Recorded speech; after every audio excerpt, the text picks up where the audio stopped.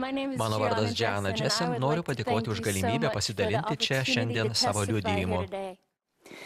Mano biologinė mama buvo 7,5 mėnesių nėščia, kai ji nuėjo į planuotos tėvystės kliniką ir jai patarė pasidaryti vėlyvąjį druskos tirpalo abortą. Šis aborto metodas sudegina kūdikį iš vidaus ir išorės, apakina ir uždusina, kuris žūsta ir gimsta jau būdamas miręs, ir tai nutinka vidutiniškai per 24 valandas. Šioje nuotraukoje galima matyti, būdama kokios būklės aš vis tik išgyvenau. Vietoj to, kad numirčiau, po 18 valandų tokio deginimo savo mamos įsčiose aš gimiau gyva. Ir Los Andželo abortų klinika balandžio 6 dieną 1997 metais. Kitoje nuotraukoje galima matyti mano medicininę kortelę. Mano kortelėje rašoma, gimė gyva per druskos abortą, 6 valandą ryte. Pergalė. Džiugu, kad abortas nesuveikė, nes kitaip aš įsčiose būčiau uždususi, užspringusi ir mirusi. Tačiau medicinos sesuo iškvietė greitąją pagalbą ir mane išvežė į ligoninę, kur gydytojai nesitikėjo, kad aš liksiu gyva, bet aš išgyvenau.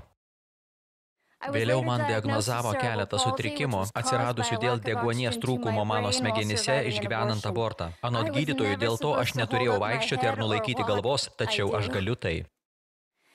Ir tie keli sutrikimai, ponios ir ponai, man yra milžiniška dovana.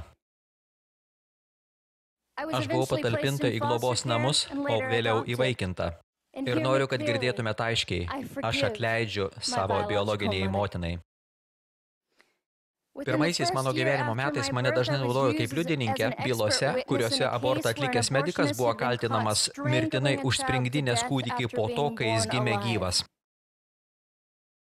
Margaret Sanger, planuotos tėvystės organizacijos įkūrėja, yra pasakiusi, pats gailestingiausias dalykas, kurį didelė šeima gali padaryti vienam iš mažiausių savo narių, tai nužudyti jį. Planuotos tėvystės organizacija visai nesigėdi to, ką yra padariusi ir ką daro toliau. Tačiau mes, kaip tauta, turėsime atsiskaityti Dievui dėl savo neveiksnumo ir 50 milijonų kūdikių nužudymo įsčiose. Kaip dažnai mes svyruojame ir nesiryžtame pasipriešinti šiam blogiui, todėl aš klausiu savęs, kiek gyvybių buvo prarasta dėl mūsų tylėjimo, nors savo neišsakytą pozityvę nuomonę mes sudarome daugumą. Nes mes nenorime nieko įžeisti. Kiek vaikų mirė, o jų kūnelių dalys buvo parduotos vien dėl mūsų egoistiškumo, patogumo ir išskaičiavimų. Kiek Lamborghini buvo nupirktų apmokant nekaltų kūdikių krauju. Krauju, kuris iš žemės šaukėsi viešpaties, kaip kad šaukėsi Abelio kraujas. Ponai ir ponios, nė vienas iš jų nėra Dievo pamirštas. Dabar planuotos tėvystės organizacijai noriu pateikti keletą klausimų.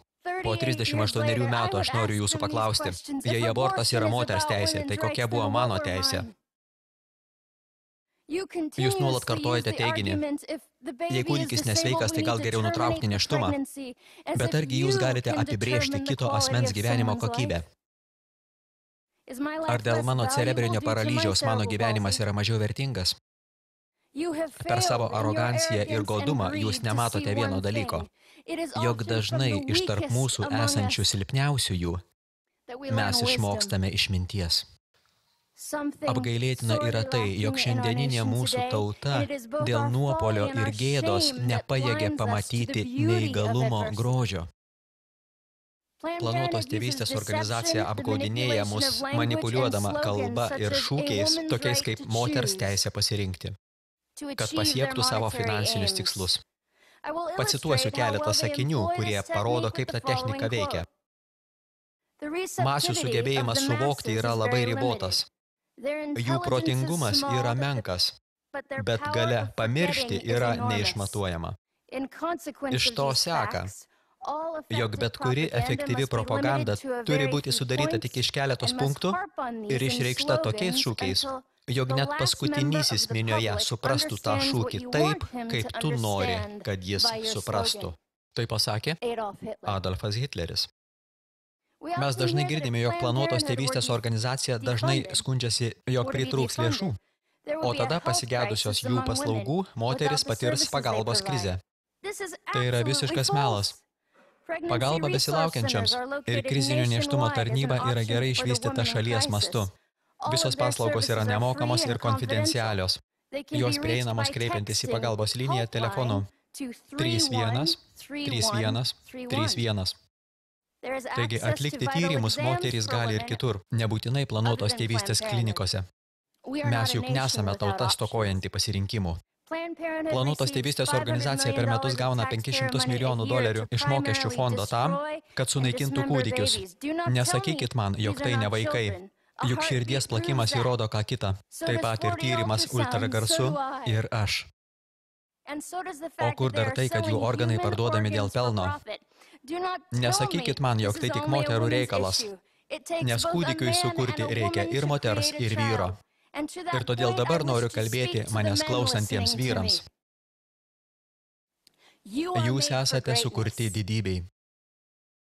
Jūs gimėte ginti moteris ir vaikus, bet neapleisti ar pasinaudoti jais ir nepasyviai stebėti, žinant, kai esame skriaudžiamos.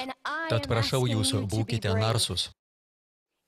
Baigiant, leiskit man pasakyti, jog esu gyva vien tik galybė Jėzaus Kristaus, kuriame gyvenu, judu ir esu. Be jo aš neturėčiau nieko, o su juo aš turiu viską. Dėkoju.